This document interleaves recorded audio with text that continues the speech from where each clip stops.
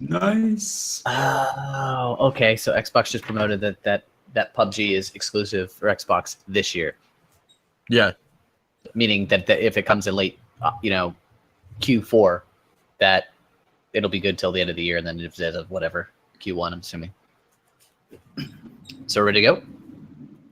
Yeah, we're live right now. I'm going to start Awesome. up Audacity real quick. I have not done that yet. I did, so I'll just It's keep it going. Just keep Okay. it going. Alright. Hopefully that doesn't mess everything up. Let's go. Okay, go for it. All right. Welcome, and you're listening to a Queued Up Media Group production of Geekologist Radio, a division of the Ninja Pancake Pania podcast. And we don't have the music to put in because this is live. So shut Hold up, on, boys. sister. We're doing it live. Right. Yes, very late, but live. Lots of technical difficulties, but we're here. It's Cajun, and welcome to Geekologist Radio, where we take you through Microsoft's E3 conference live. If you're watching this on YouTube, if you're not, then you're hearing us next, and we did this live. Let's introduce our crew who's excited. It's Chris. Chris, let the salt shakers begin. Oh, God. Oh, God. Yes. Yeah. The pre-show. Damien.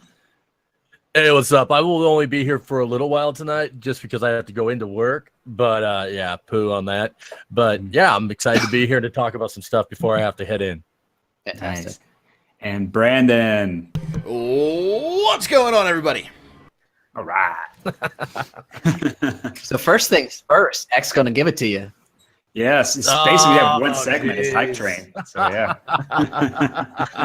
Like I saw as soon as when they came out with the X, I'm like, well, I honestly thought they were going with Scorpio. I thought they were going to keep it. I really thought that they pumped so I much really into wish it. they would have.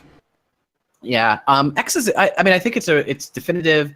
It keeps within the Xbox family. They've been touting we want it to be the Xbox family. So if you keep it Xbox One, Xbox One S, Xbox X, it still keeps it all in that same timeline. Everybody's happy. And what happens when you don't have the gamer tag you want? You put an X on the You end. put an X on it. We found out that it. Listen, none of the specs that they gave are anything different than what they talked about previously. So they talked about the vaping, they talked about the teraflops, the 12 gigabytes of DDR5. The one thing that caught me off guard was the amount of games that they just came out of canon with. Like, we're going to talk about 42 games, 22 are exclusive, and boom, okay, we've given you everything we need to talk about. I think they talked about the name for what, maybe less than 10 minutes. Yeah. Because you don't need to. You don't need Yeah, that to wasn't the because focus. everybody knows, or it's most likely going to change it. Just threw all the specs out there. All the accessories for Xbox One work on it. So I don't think anything they had clarified before. So that was pretty That's huge. That's huge because that's a lot of people that have controllers that don't all those accessories that you have to pay for. Think about it. When you're buying something brand new, you've got to rebuy all of the peripheries. It just comes all included. The big thing that I think is going to be for that is the fact that you don't have to worry about any of your gaming headphones. So none of the stuff that you have to revamp any of those headphones. That's a huge deal. Yep. Yeah, that is. The other thing though is that it was very void of like anything about their Xbox Design Lab and things like that. Because I mean, Yeah, they left that completely out. It's kind of a surprise, really. because They were it's supposed listening to be Chris Xbox Online to say 2.0. games. Chris kept saying games. And they were like, this guy Chris keeps yelling at us to just talk about games. So let's just talk about I was, you know what I was shocked about? Like you mentioning that was the Xbox Elite controller, the upgrade to supposed that to have controller. that. They didn't talk about that at all. Yeah, because the upgrade. Because first off, they know that they needed to upgrade it because they need to have the new audio, or not audio. They need to have the new setup so that it has the screen. Or not screen, the distance and everything.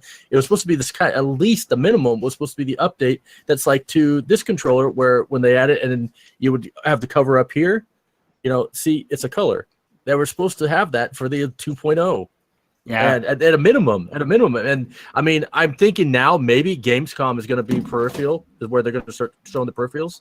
That makes sense. Like, this is at E3. Sony came out the gate just saying we're going to talk games. And so that's why you saw Microsoft get all of that crap out of the way early with that presser that they had, not the presser, where they gave out the information to Digital Foundry and talked about, this is what all the specs are because they didn't want to waste 35 minutes of their E3. This thing would have been 2.5 hours as opposed to the just over 2 hours that it was. So yeah, very true. good on their part. Just talk about games. We already know what it is. Give us the name, give us the date, give us the price. That's it. That's all I wanted to know. Talk about games.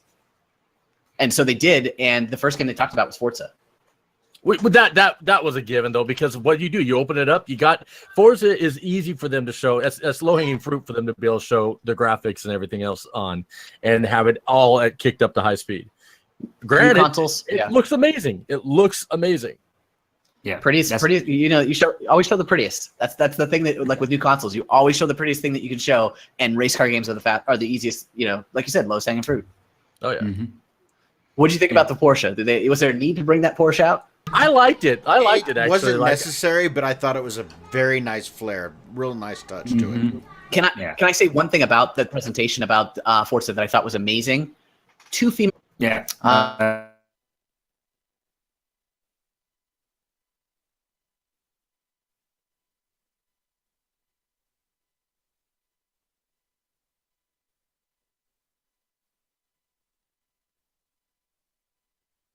As we go through them.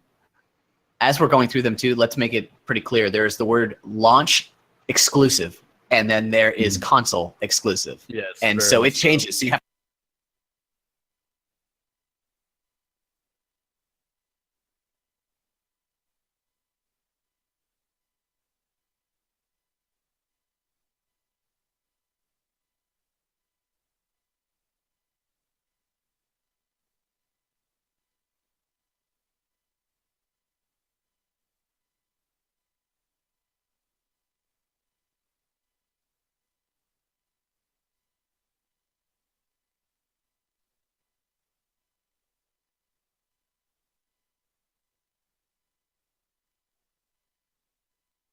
that really has me super happy about. Like I see that, I'm like, oh my, this is like the original. This has me in. I want to play Assassin's Creed again.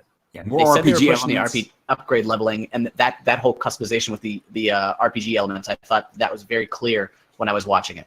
Yeah, one thing Damien pointed out right at the end was it had very bullet tracking elements to it. That arrow, I was like, oh my god, yeah. And for those that are watching us on YouTube, sorry for the weird up and down, in and out. We will be recording this as an audio podcast as well, so there is that.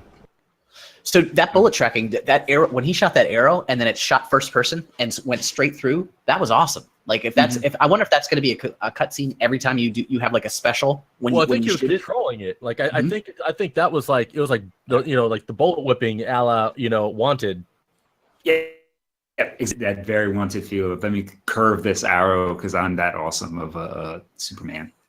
And then The next game that came up, we talked about this on the last podcast. Who was going to pony up to get PlayerUnknown Battlegrounds, because that's the game that everybody wants to play right now.